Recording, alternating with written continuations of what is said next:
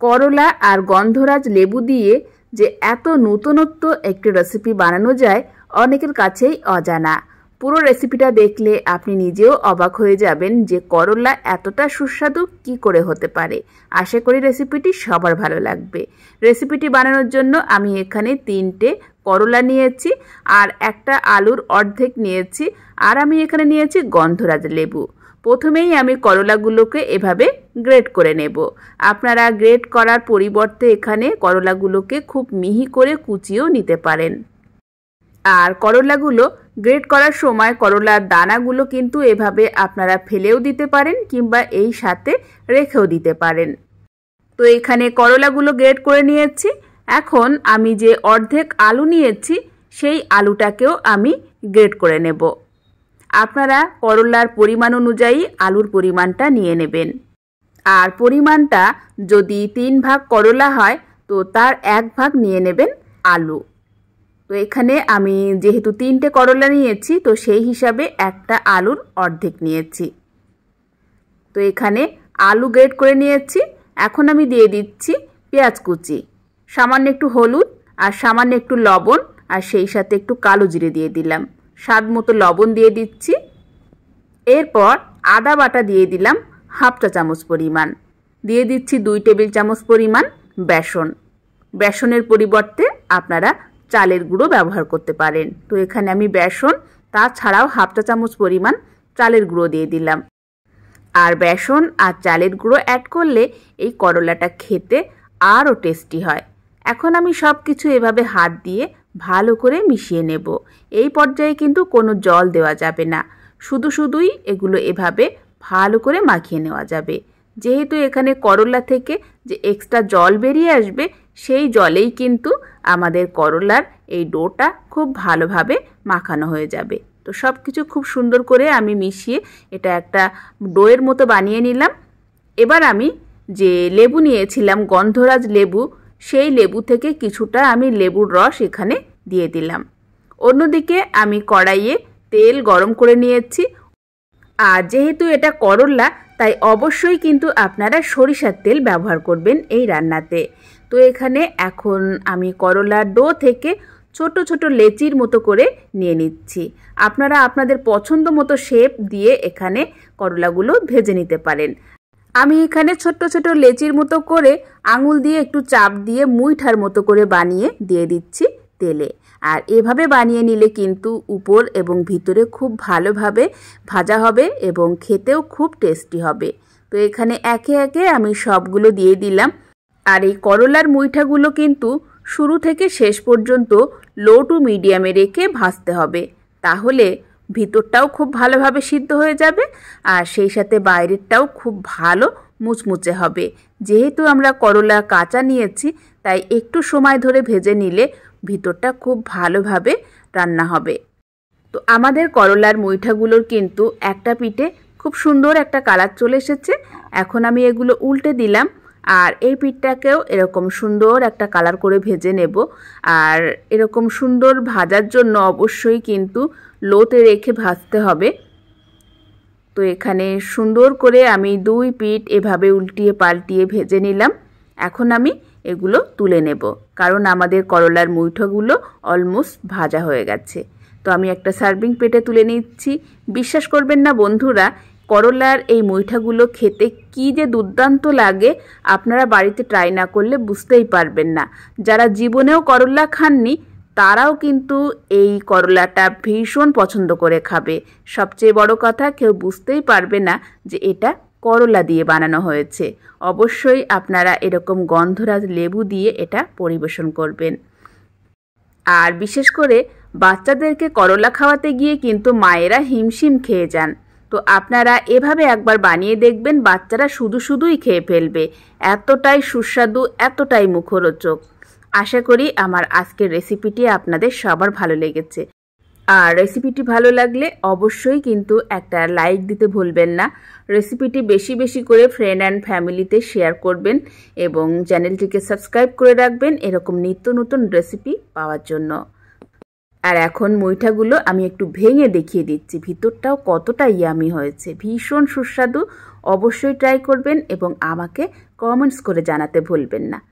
হালকা গরমের দিনে দারুণ স্বাদের স্বাস্থ্যকর একটি রেসিপি বানিয়ে দেখাবো আজকে পর্বে।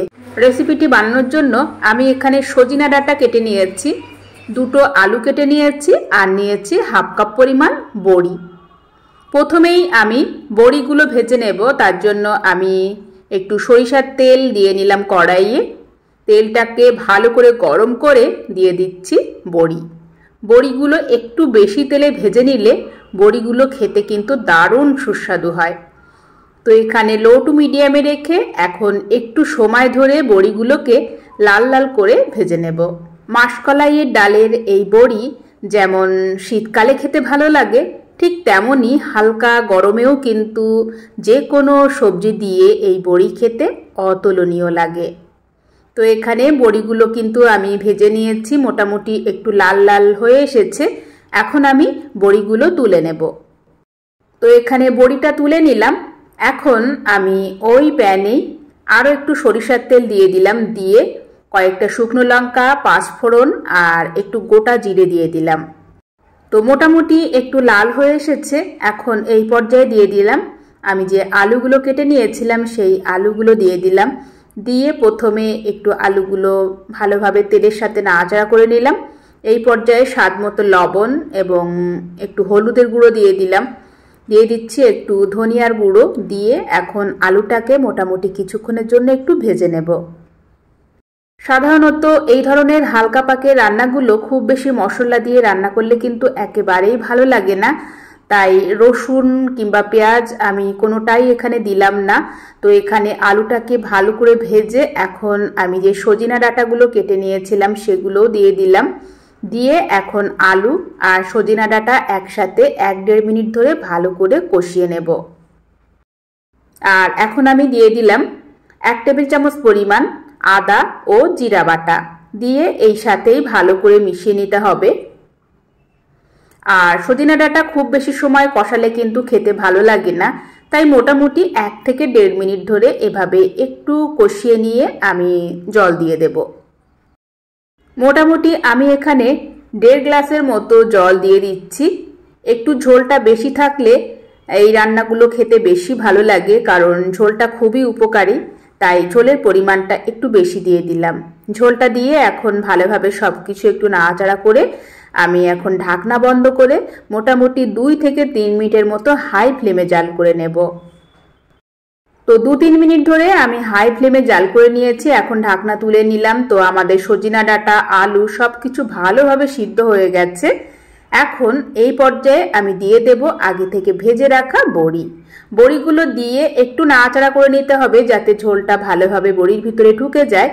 এরপর আমি ঢাকনা দিয়ে আবারও 1 থেকে 1.5 মিনিটের মতো হাই ফ্লেমে জাল করে এটা নামিয়ে নেব। সজিনা ডাঁটার উপকারিতা আমরা সবাই জানি, আর এই সময় হালকা একটু গরমে এই রান্নাটা আমাদের স্বাস্থ্যের জন্য খুবই উপকারী। একবার বানিয়ে দেখবেন, খুবই ভালো লাগে। গরম গরম ভাতের সাথে অসাধারণ লাগে। আশা করি আজকের এই সবচেয়ে সহজ পদ্ধতিতে এই স্বাস্থ্যকর রেসিপিটি আপনাদের সবার ভালো লেগেছে। ভালো লাগলে প্লিজ একটি লাইক দিতে ভুলবেন না, শেয়ার করবেন, চ্যানেলটিকে সাবস্ক্রাইব করে সাথেই থাকবেন। এভাবে পালং শাক বানিয়ে যে এত মুখরোচক একটি রেসিপি বানানো যায় অনেকের কাছেই অজানা। রেসিপিটি বানানোর জন্য আমি এখানে 1 আটির মতো নিয়েছি পালং শাক। পালং শাকগুলো ভালো করে ধুয়ে ক্লিন করে নিয়েছি। এবার আমি একটা কড়াইয়ে 1 গ্লাস জল দিয়ে উপরে এরকম একটা ছিদ্রওয়ালা প্লেট দিয়ে দিলাম। এবার পালং শাকগুলোকে আমি এই ছিদ্রওয়ালা প্লেটের উপরে দিয়ে মোটামুটি 1 থেকে 1.5 মিনিটের মতো একটু ভাপিয়ে নেব। এবার এই পালং শাকটাকে ভালোভাবে ভাপানোর জন্য আমি এখানে একটা ঢাকনা দিয়ে ঢেকে দিলাম। দিয়ে আমি 1-1.5 মিনিটের মতো এখন জাল করে নেব। 1-1.5 মিনিট পর আমি ফিরে এলাম। পালং শাকগুলো কিন্তু খুব ভালোভাবে ভাপানো হয়ে গেছে। এখন আমি একটা প্লেটে তুলে নিলাম। এবার এই পালং শাকগুলোকে একটু ঠান্ডা করে নিতে হবে। এবার একটা ছুরির সাহায্যে আমি পালং শাকগুলোকে এভাবে একটু কেচিয়ে নিচ্ছি। চাইলে আপনারা একটু ম্যাশ করেও নিতে পারেন। তো এখানে পালং শাকগুলো এভাবে একটু ম্যাশ করে নেওয়ার পর এবার আমি এই পালং শাকে দিয়ে দেব পেঁয়াজ কুচি, কাঁচা লঙ্কা কুচি। আমি এখানে একটা পেঁয়াজ কুচি নিয়েছি আর দুটো তিনটে কাঁচা লঙ্কা কুচিয়ে নিয়েছি। স্বাদ মতো দিয়ে দিলাম লবণ, সামান্য একটু হলুদের গুঁড়ো এবং সেই সাথে দিয়ে দিচ্ছি 2 টেবিল চামচ পরিমাণ বেসন। বেসনের পরিবর্তে আপনারা এখানে ময়দা কিংবা চালের গুঁড়ো ব্যবহার করতে পারেন। এরপর আদা এবং জিরা বাটা দিয়ে দিলাম 1/2 চা চামচ পরিমাণ আর একটু বেকিং পাউডার দিয়ে দিলাম খুবই সামান্য পরিমাণ। এটা অপশনাল, চাইলে আপনারা স্কিপ করতে পারেন। এবার হাত দিয়ে সব কিছু একসাথে ভালো করে মিশিয়ে নিতে হবে। তো এভাবে সুন্দর করে সব কিছু মাখিয়ে নেওয়ার পর ঠিক এরকম একটা ডোয়ের মতো দেখতে হবে। এবার আমি এর থেকে অল্প অল্প করে নিয়ে ঠিক টিকিয়ার মতো বানিয়ে নেব। এবার এই টিকিয়াগুলো জাস্ট ভেজে নিতে হবে। ভাজার জন্য অলরেডি আমি একটা কড়াইয়ে সরিষার তেল গরম করে নিয়েছি। অবশ্যই চেষ্টা করবেন সরিষার তেল দিয়ে ভাজার জন্য, তাহলে এগুলো খেতে অনেক টেস্টি হবে।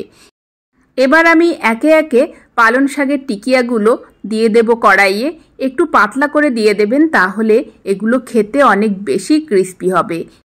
পালং শাকের এই আনকমন মুখরোচক রেসিপিটি অবশ্যই কিন্তু আপনারা বাড়িতে একবার ট্রাই করবেন। তো এখানে সবগুলো দেওয়া হয়ে গেছে। মোটামুটি 1 থেকে 2 মিনিটের মতো লো টু মিডিয়ামে রেখে ভেজে নিয়েছি। এখন আমি পালং শাকের টিকিয়াগুলো উল্টে দেব।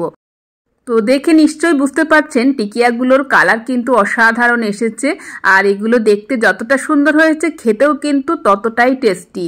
কেউ খেয়ে বুঝতেই পারবে না যে এগুলো পালং শাক দিয়ে বানানো হয়েছে। অবশ্যই কিন্তু আপনারা একবার ট্রাই করবেন বাড়িতে। অনেক বাচ্চারা আছে যে পালং শাক খেতে পছন্দ করেন না, তো আপনারা এই পদ্ধতিতে কিন্তু বাচ্চাকে পালং শাক খাওয়াতে পারেন।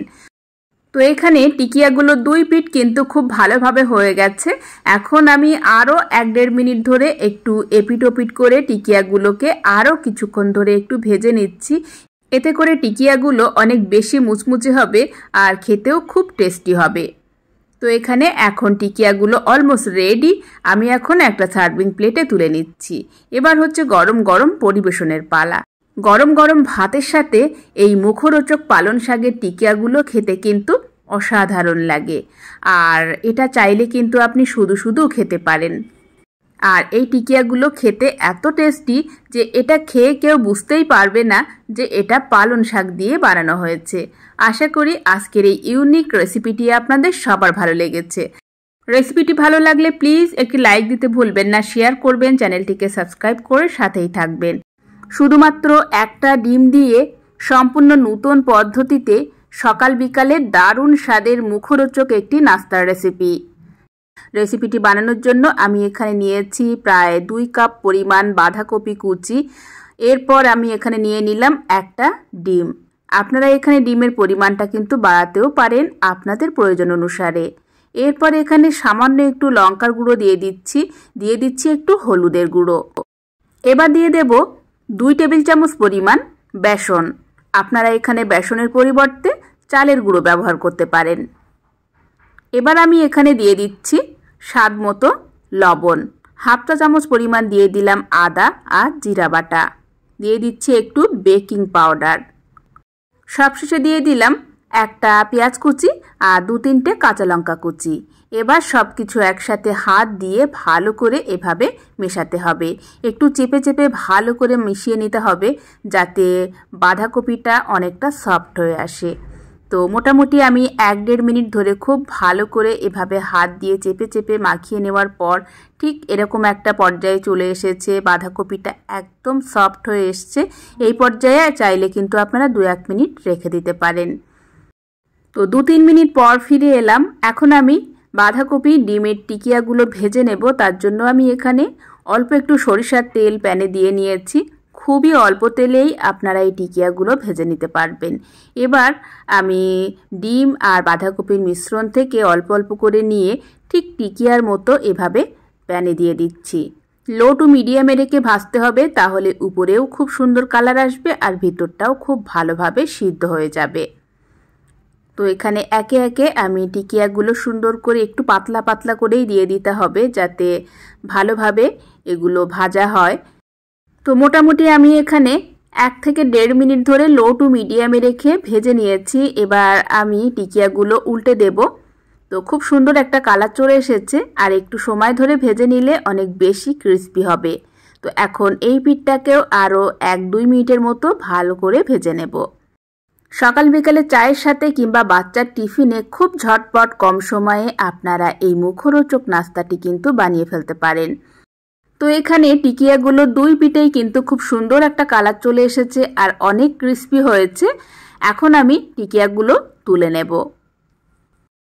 তো দেখলেন তো বন্ধুরা, শুধুমাত্র একটা ডিম আর সামান্য একটু বাঁধাকপি কুচি দিয়ে কত মুখরোচক লোভনীয় স্বাদের একটি নাস্তার রেসিপি তৈরি হয়ে গেল।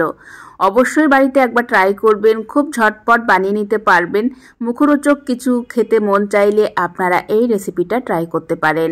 আশা করি আজকের রেসিপি সবার ভালো লেগেছে। ভালো লাগলে প্লিজ লাইক দিতে ভুলবেন না, শেয়ার করবেন, চ্যানেলটিকে সাবস্ক্রাইব করে সাথেই থাকবেন। আর যারা আমার ফেসবুক পেজ থেকে রেসিপিগুলো দেখছেন, ফেসবুক পেজটাকে ফলো করতে পারেন।